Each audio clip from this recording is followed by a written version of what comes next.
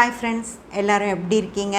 நல்லா இருப்பீங்க. பேசும் கிரகங்களிலிருந்து உங்கள் நித்யா ராஜேந்திரன். அக்ஷயம் அப்படின்னு சொன்னால் ஆதித்யன் கொடுத்த அல்ல குறையாத ஒரு பாத்திரம் அப்படின்னு சொல்லி அர்த்தம். அந்த பாத்திரம் இவங்களுக்கு கிடைச்ச நாள் கிருதியை, அதனால தான் இதுக்கு பேர் அக்ஷய கிருதியை அப்படின்னு சொல்லி வருது.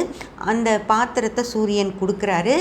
ஏன் கொடுக்குறாரு அப்படின்னு சொல்லி யோசிச்சு பார்த்தீங்க அப்படின்னா, சும்மா எல்லாருக்கும் எல்லா விஷயங்களையும் எடுத்து சூரியன் கொடுத்துடலாம் மாட்டார்.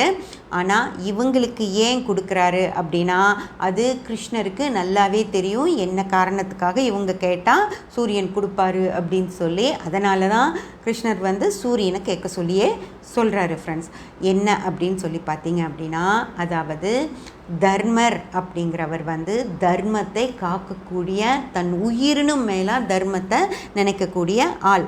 தர்மம் அப்படின்னா என்னன்னு பார்த்தீங்கன்னா, நியாயம் தவறாதவர், நேர்மையிலிருந்து விலகாதவர், எந்த இடத்துலையும் உண்மையை மட்டுமே பேசக்கூடியவர், எந்தவித அநியாயத்துக்கும் துணை போகாத ஒரு ஆத்மா தான் தர்மர். சின்ன வயசுலேருந்தே அப்பாவை இழந்து ஒரு திருதராஷ்டிரர் இவரை ஒரு பெரியப்பா இடத்துலேருந்து இவங்களை வளர்க்கல. அவங்க இவங்களை ஏதோ ஒரு கடமைக்காக அந்த அரண்மனையில் இருக்க விட்டாங்களோ தவிர சந்தோஷமாக ஒரு தம்பியுடைய குழந்தைகள் அப்படின்னு சொல்லி அவங்க ஒரு ராஜ மரியாதையோடையெல்லாம் அவங்க வளர்க்கப்படலை. கொஞ்சம் எப்படா இவங்க கிளம்புவாங்க அப்படிங்கிற ஒரு இதில் தான் இவங்க வளர்க்கப்படுறாங்க. அதனால் சின்ன வயசுலேருந்தே எல்லா கஷ்டங்களையும் தாங்கி வளர்ந்து கர்மா அப்படிங்கிறது இந்த சூதாடி அசிங்கப்பட்டப்போ அவருடைய மொத்த கர்மாவும் கழிஞ்சு ஒரு புண்ணிய ஆத்மாவாக அவர் இருக்கிறதுனால தான் அவருக்கு கொடுக்கணும் அப்படிங்கிறது சூரியனோட இதில் வருது. ஃப்ரெண்ட்ஸ், அதுக்கப்புறமா அதை அனுபவிக்க போகிற மிச்சவங்களும் எப்படி இருக்காங்க அப்படின்னு பார்த்தீங்கன்னா, பீமசேனன் தன்னை ஒத்த பலமுடைய ஆட்களோட மட்டும்தான் அவர் யுத்தம் செய்வார். அவரை விட பலம் கம்மியாக இருக்கிற யாரோடையுமே பீமன் யுத்தம் செய்ய மாட்டார். அது பீமனுடைய நிலைப்பாடாக இருந்துச்சு. அவ்வளோ ஒரு நல்ல ஒரு குணவானாக இருக்கிற பீமனுக்கும் அங்கே ஒரு மனைவி கண் முன்னாடியே அவரோட திரௌபதி பீமனுக்கும் மனைவி இல்லைங்களா, அவங்க அசிங்கப்பட்டதெல்லாம் பார்க்குறப்போ அவருடைய கருமாக்களும் முழுமையாக முடிஞ்சு ஒரு புண்ணியாத்மாவாக பீமனும் இருக்கார். அதே போல் அர்ஜுனன் எதிரிகள் மேலே மட்டும்தான் தன்னுடைய அம்பை எய்வாரோ தவிர தேவையே இல்லை. அதாவது தன்னையும் தன் குடும்பத்தாரையும் தாக்க வர்றப்பவோ அல்லது ஒரு இடத்துல ஒரு தவறு நடக்க போகுது, அதை தடுக்கணும் அப்படின்னா மட்டும்தான் அம்பு எய்வாரோ தவிர தான் சும்மா வில்வீரன் சொல்லி எந்த ஒரு அனாவசியமாக ஒரு அன்பை கூட போற்ற மாட்டார். அவ்வளோ ஒரு குணவானா அர்ஜுனன் இருக்கார். அந்த அர்ஜுனனுக்கும் கருமாக்கள் அந்த இடத்துல தீந்து ஊரே பார்க்குது. தான் எந்த தவறும் செய்யலை, தான் அண்ணனோடைய தவறான முடிவு தான். ஆனால் அண்ணனை திருப்பி ஒரு வார்த்தை கூட பேசாமல் அந்த இடத்துல அத்தனை கஷ்டங்களையும் அனுபவித்து தன் கருமாக்களை முழுவதுமாக தீர்த்து கொண்டு இன்னைக்கு புண்ணியாத்மாவாக இருக்கிற அர்ஜுனனுக்காக. அதே போல் நகுலன், அதாவது துரியோதனனுடைய அம்மாவை கூட அவங்கள ஒரு வேலையாட்கள் மாதிரி பார்த்த திருதராஷ்டிரனின் மனைவியான காந்தாரியை கூட தன் சொந்த அம்மா மாதிரி அவங்களுக்கு எல்லா பணிவிடைகளையும் செஞ்ச அந்த நகுலனும் இன்னைக்கு ஒரு கருமாக்கள் கழிஞ்ச புண்ணியாத்மாவாக ஆயிட்டாரு. ஃப்ரெண்ட், அடுத்து சகாதேவன் அப்படின்ற ஒரு மாபெரும் ஜோதிட மேதை. அந்த ஜோதிட மேதை, அதாவது தங்களை அவ்வளோ கேவலப்படுத்தி தன்னை அவ்வளோ அசிங்கப்படுத்தின துரியோதனனே அவர்கிட்ட ஜாதக நிலையை பற்றி கேட்குறப்போ அது யாருன்னெல்லாம் பார்க்காம ஒருத்தருக்கு தான் கற்ற வித்தையை சரியாக ஒருத்தருக்கு சொல்லணும் அப்படின்னு சொல்லி கடமை தவறாத, தொழில் தர்மம் மாறாத அந்த சகாதேவனும் அவ்வளவு அசிங்கங்களையும் அனுபவித்து தான் கர்மாக்களையெல்லாம் தொலைச்சி இன்னைக்கு ஒரு புண்ணியாத்மாவாக இருக்கிறதுனால. அடுத்து திரௌபதி. ஃப்ரெண்ட்ஸ், திரௌபதி தவறு இழைக்கிறாங்க. அதாவது ஒருத்தர் தடுமாறி கீழே விழுகிறத பார்த்து சிரிக்கிறது அப்படிங்கிறது மிகப்பெரிய, தன்னுடைய வீட்டுக்கே அழைச்ச ஒரு விருந்தாளியை பார்த்து சிரிக்கிறது செய்கிறது அப்படிங்கிறது மிக தவறான விஷயம். ஆனாலும் தெரியாமல் அதை செஞ்சிட்டாங்க. ஆனால் அதுக்கு அவங்க அனுபவித்தது மிகப்பெரிய ஒரு தண்டனை. அப்படி அந்த தண்டனையை அனுபவித்து தன்னுடைய கருமாக்களை எல்லாம் முடிச்சுட்டு இன்றைக்கி புண்ணியாத்மாவாக இருக்கிற திரௌபதி அப்படிங்கிற இந்த 6 பேருக்கும் அறுசுவைகளும் கிடைக்கக்கூடிய அந்த அக்ஷய பாத்திரத்தை சூரியன் கொடுக்குறாரு ஃப்ரெண்ட்ஸ். அதுவும் கிருஷ்ணரே அதை கொடுக்க சொல்லி சொல்கிறார் இல்லையா. அதனால் அவர் சூரியன் எல்லாருமே புண்ணியாத்மக்களாக இருக்கிறதுனால கருமாக்களை தொலைச்சதுனால அந்த பாத்திரத்தை அவங்களுக்கு கொடுக்குறாங்க. அப்படி அந்த அக்ஷய பாத்திரத்தை கொடுக்கும்போது கூட அதையும் ஒரு இக்கு வச்சு தான் சூரியன் அவங்கக்கிட்ட அதை கொடுக்குறாரோ தவிர எல்லா புண்ணியாத்மாக்கள் தானே அவங்க வச்சுக்கிட்டோம் அப்படின்னு சொல்லி கொடுக்கல. அதையும் பயன்படுத்துறதுக்குன்னு ஒரு முறையோடு தான் கொடுக்குறாரு. அதாவது சூரியன் காலையில் உதிச்சதுக்கு அப்புறம்தான் அந்த மந்திரத்தை சொல்லி அந்த பாத்திரத்தை தொட்டு வணங்கினா அதிலிருந்து உணவுகள் கிடைக்கும். அதே போல் சூரியன் அஸ்தமனம் ஆகிறதுக்கு முன்னாடியே அந்த பாத்திரத்தை கழுவி கவிழ்த்திடணும் ஃப்ரெண்ட்ஸ். அதுக்கப்புறம் சூரியன் அஸ்தமனம் ஆனதுக்கப்புறம் அதிலிருந்து எதுவுமே வராது. இந்த ஒரு விஷயத்தை வச்சுட்டு துரியோதனன் வசிஷ்டரை அங்கே அனுப்பி வசிஷ்டரை கோபப்பட வச்சு அங்கேயும் அவங்களுக்கு கஷ்டம் கொடுக்கணும் அப்படின்னு சொல்லி பார்க்குறாரு.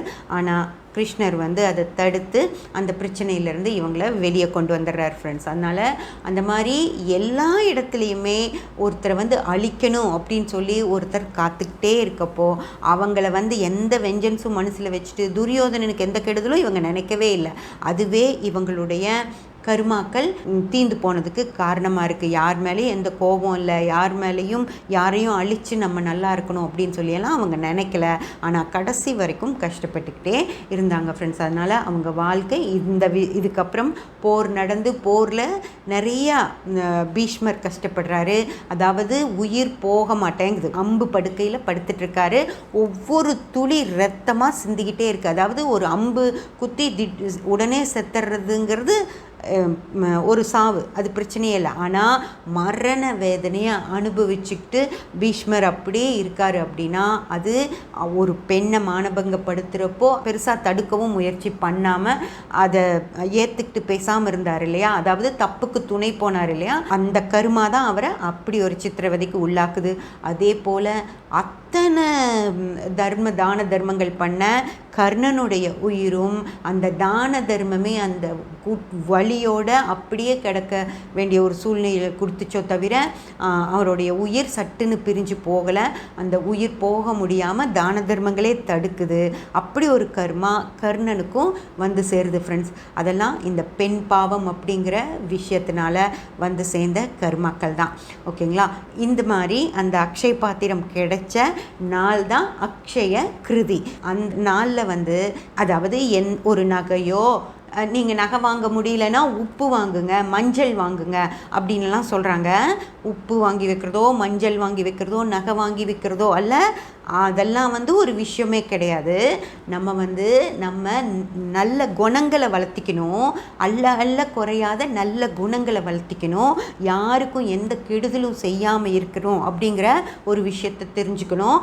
அதுதான் அங்கே சொல்லப்பட்ட விஷயமோ தவிர தங்கம் வாங்கி வச்சா அது மென்மேலும் வளரும் அப்படின்னு சொல்லி சொன்னது ஒரு நகைக்கடைக்காரருடைய யுத்தி. அது அக்ஷய கிருதி கிடையாது. அவருக்கு ஏதோ ஒரு விஷயத்தை வச்சு எப்படியாவது அவரோட நகைகளை விற்கணும்னு ஒரு நகைக்கடைக்காரர் பண்ணது தான். அதோ தவிர அக்ஷய கிருதி அப்படிங்கிறது அது கிடையாது ஃப்ரெண்ட்ஸ். நம்மளுடைய நல்ல குணங்களுக்காக அந்த கடவுளே நம்ம கர்மாவை கழிச்சு விட்டுருவார். நம்ம நல்லபடியாக நடந்துக்கணும். யார் மேலேயும் எந்த ஒரு கோபத்தையும் வன்மத்தையும் வளர்த்திக்க கூடாது அப்படிங்கிற மிக சிறப்பான குணங்களை தான் நம்ம அல்ல குறையாத குணங்களாக வச்சுக்கணுமோ தவிர இந்த தங்கம் வாங்கி வைக்கணும், உப்பு வாங்கி வைக்கணும், மஞ்சள் வாங்கி வைக்கணும், பழங்கள் வாங்கி வைக்கணும் அப்படிங்கிற விஷயமெல்லாம் இதில் கிடையவே கிடையாது ஃப்ரெண்ட்ஸ். அதனால் எவ்வளவு முடியுமோ அவ்வளோ நிம்மதியாகவும் சந்தோஷமாகவும் எந்த ஒரு பிரச்சனையும் கவலையும் மனசில் போட்டு குழப்பிக்காமல் யார் மேலேயும் எந்த ஒரு வைத்தறிச்சலும் படாமல் இதுக்கு முன்னாடியே நான் உங்ககிட்ட சொல்லியிருக்கேன். நம் மனதாலும் நம் சொல்லாலும் நம் செயலாலும் யாரும் பாதிக்கப்படாத ஒரு வாழ்க்கையை நம்ம வாழ்ந்தோம் அப்படின்னா எந்த வித கருமாவும் நம்மளை அண்டவே அண்டாது ஃப்ரெண்ட்ஸ். அப்படி நம்ம கருமாவை சேர்த்திக்கிட்டோம் அப்படின்னா அதுக்கப்புறம் வாழ்நாள் முழுக்க கஷ்டப்பட்டுட்டே தான் இருக்கணுமோ தவிர நிம்மதியாகவோ சந்தோஷமாக இருந்துட முடியாது. அதனால் இந்த தங்கம் வாங்குறது வெள்ளி வாங்குறது அப்படிங்கிற விஷயத்துக்கெல்லாம் அக்ஷய கிருதி அன்னைக்கு போகாதீங்க.